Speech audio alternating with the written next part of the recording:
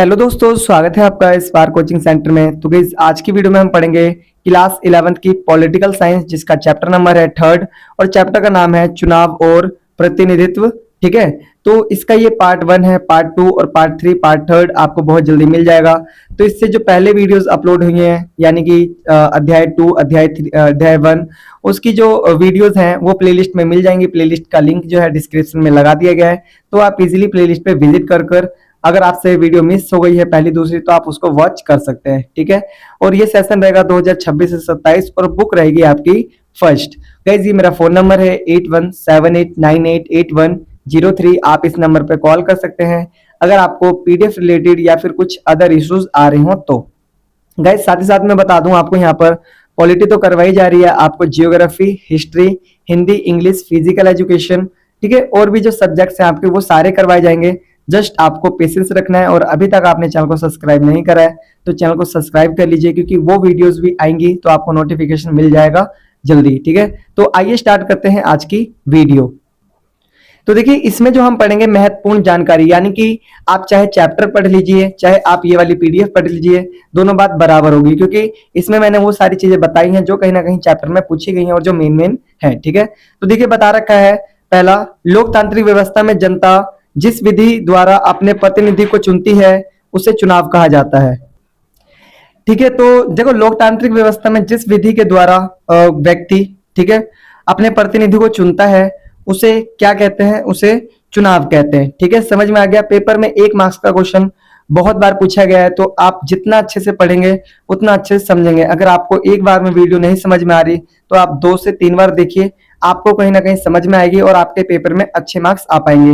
देखो ऐसा होता है ना कि जब हम ट्यूशन वगैरह जाते हैं तो कोई भी क्लास एक ही बार पढ़ाई जाती है, लेकिन यूट्यूब पे आपको वो वीडियो कई बार देखने को मिल सकती है, तो आप इस चीज का बेनिफिट ले सकते हैं। एक वीडियो को कम से कम 3 से 4 बार देखिए, ताकि कहीं ना कहीं आप अच्छी तरीके से समझ सकें। और गाइस जो मेरे चैनल पे वीडियोस हैं जितने भी चैप्टर्स की, वो सिर्फ आपकी 10 to 15 मिनट्स के बीच में ही है, तो आप इजिली देखो, आप एक वीडियो आज देख लीजिए, एक वीडियो 1 महीने बाद, फिर 3 महीने बाद, फिर जब आपके पेपर हो तब देख लीजिए। आप देखिएगा कि आपके जो मार्क्स है ना वो ऑटोमेटिकली ज्यादा आएंगे, क्यों? क्योंकि समझ में आएंगी ना चीजें, तो आप पेपर में बना बना के भी लिख पाएंगे, और जो बना बना के लिखता है उसके नंबर ऑटोमेटिकली ज्यादा आते हैं। ठीक है, और जो आने वाली वीडियोस हैं उसमें मैं आपको ये भी बताऊंगा किस तरीके से पेपर में लिखना होता है, किस तरीके से प्रिपरेशन करनी होती है, किस तरीके से रिवाइज करना होता है। ठीक है, सारी चीजें। तो देखिए चुनाव लोकतंत्र को मजबूत बनाता है। चुनाव क्या करता है भाई? लोकतंत्र को और ज्यादा मजबूत बनाता है, सशक्त बनाता है। ठीक है, नेक्स्ट है, चुनाव आयोग में एक मुख्य चुनाव आयुक्त तथा अन्य चुनाव आयुक्त होते हैं। देखो चुनाव आयोग जो होता है उसमें एक मेन बंदा होता है, बाकी जो 2 होते हैं वो थोड़े से उससे नीचे लेवल के होते हैं। ठीक है, ये याद रखिएगा। नेक्स्ट है, लोगों के द्वारा लोगों से लोगों के लिए चुनी गई सरकार को लोकतंत्र कहते हैं। ठीक है, क्वेश्चन आ सकता है कि लोकतंत्र किसे कहते हैं, तो आपको बताना है लोगों के द्वारा लोगों से लोगों के लिए चुनी गई सरकार को क्या कहते हैं? लोकतंत्र कहते हैं। ठीक है, तो भारत कैसा देश है आप मुझे कमेंट करिए अगर आपको पता है तो। आगे दिखा रखा है नेक्स्ट, भारत में 18 वर्ष के प्रत्येक नागरिक को मताधिकार प्राप्त है। भारत में अगर कोई व्यक्ति 18 वर्ष का हो चुका है तो उसको मत अधिकार प्राप्त हो जाता है, यानी कि उसको वोट देने का अधिकार प्राप्त हो जाता है। ठीक है, पहले ये 21 वर्ष की थी, लेकिन इसको घटा दिया गया और इसको कर दिया गया 18 वर्ष। आगे देखिए दिखा रखा है नेक्स्ट, लोकतंत्र की सफलता के लिए चुनावों का स्वतंत्र एवं निष्पक्ष होना जरूरी है। अगर देखो लोकतंत्र जहां पर है, अगर वहां पर चुनाव निष्पक्ष नहीं होंगे, स्वतंत्र नहीं होंगे, किसी के दबाव में होंगे, तो क्या होगा? लोकतंत्र बिल्कुल खत्म हो जाएगा, क्योंकि लोकतंत्र असफल हो जाएगा। लोकतंत्र को अगर सफल बनाना है तो चुनाव निष्पक्ष होने चाहिए और स्वतंत्र होने चाहिए, यानी कि किसी का चुनावों पे दबाव नहीं होना चाहिए किसी भी प्रकार का। ठीक है, आगे देखिए, चुनाव आयोग एक संवैधानिक संस्था है। जो चुनाव आयोग है वो क्या है? एक संवैधानिक संस्था है। ठीक है, नेक्स्ट क्वेश्चन है, नेक्स्ट पॉइंट है, परिसीमन आयोग का गठन राष्ट्रपति करता है। जो परिसीमन आयोग बनाई जाती है ना, उसका जो गठन होता है वो कौन करता है? वो करता है भाई राष्ट्रपति। ठीक है, नेक्स्ट है, चुनाव आयोग के सदस्यों को महाभियोग द्वारा हटाया जा सकता है। जो चुनाव आयोग के जो सदस्य होते हैं, अगर हमें लगता है कि किसी प्रकार का कुछ गलत कार्य कर रहे हैं तो हम उन पे महाभियोग लगाकर उनको क्या कर सकते हैं?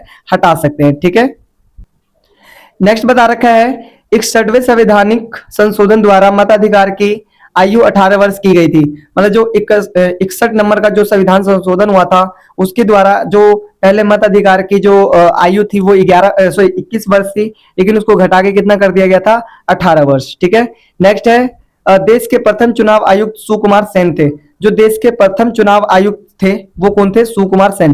भाई पेपर में ना क्वेश्चन पूछा जा सकता है 1 नंबर में। ठीक है, नेक्स्ट है भारत में आम चुनावों में 55 से 60% मतदान होता है, जो कि बहुत कम है। देखो जो भारत में आम चुनाव होते हैं ना उसमें कितने परसेंट मतदान होता है, लगभग 55 टू 60%। ठीक है, तो देखिए ऐसा इसलिए भी होता है क्योंकि ना कईयों को तो पता ही नहीं होता, और कई इसलिए भी नहीं जाते कि ना उनको ऐसा फील होता है कि हमारे जाने से क्या हो जाएगा। ठीक है, ऐसी मैंने बातें सुनी है।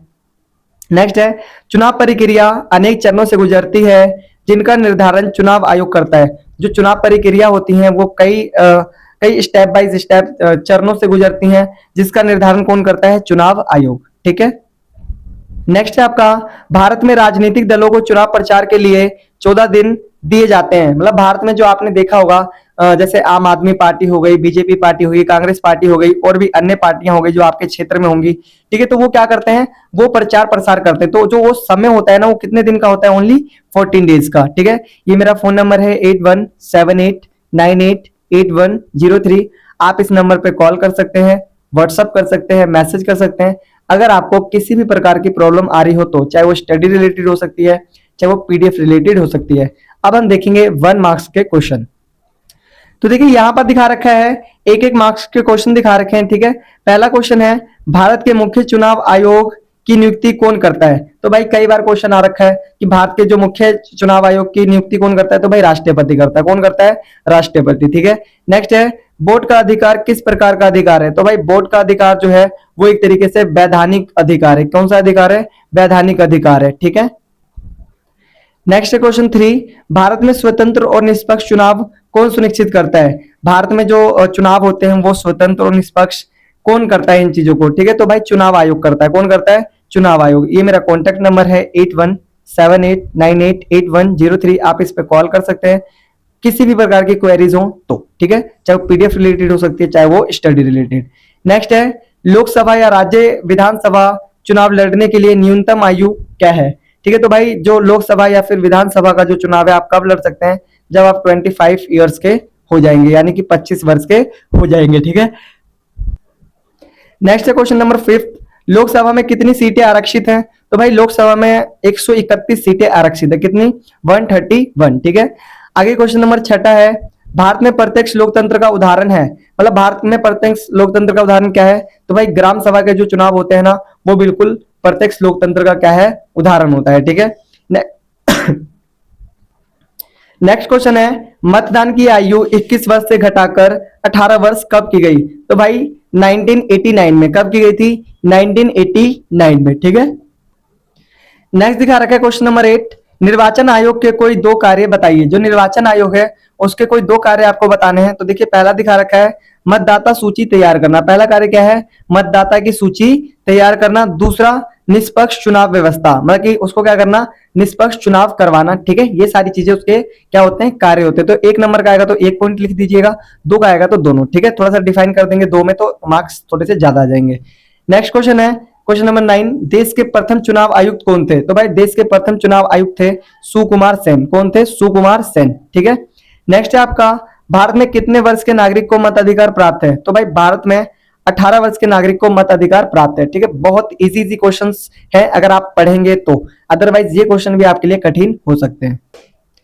देखिए नेक्स्ट क्वेश्चन है आपकी, कौन सी सीटें आरक्षित होंगी इसका निर्णय किसके द्वारा किया जाता है। तो भाई कौन सी सीटें आरक्षित होंगी तो इसका किया जाता है परिसीमन आयोग के द्वारा। किसके द्वारा, परिसीमन आयोग के द्वारा। ठीक है, इसका निर्धारण किसके द्वारा किया जाता है, परिसीमन आयोग के द्वारा। भारतीय संविधान के किस अनुच्छेद द्वारा चुनाव आयोग को शक्ति प्रदान की गई है। भारतीय अनुच्छेद, ऐसा कौन सा अनुच्छेद है जिसके द्वारा जो चुनाव आयोग है उसको क्या दी गई है, शक्तियां प्रदान की गई है। तो भाई भारतीय संविधान के अनुच्छेद 15 में चुनाव आयोग को शक्ति प्रदान करता है। मतलब भारत का जो अनुच्छेद 15 है वो क्या करता है, चुनाव आयोग को शक्ति प्रदान करता है। ठीक है, तो गाइस क्वेश्चन नंबर 13 है प्रत्यक्ष लोकतंत्र किसे कहते हैं। तो ये जो आंसर है ये आपको मिलेगा पार्ट 2 में। ये मेरा फोन नंबर है 8178988103। आप इस नंबर पे कॉल कर सकते हैं अगर आपको कोई इश्यूज आ रहे हो पीडीएफ रिलेटेड या फिर कुछ अदर।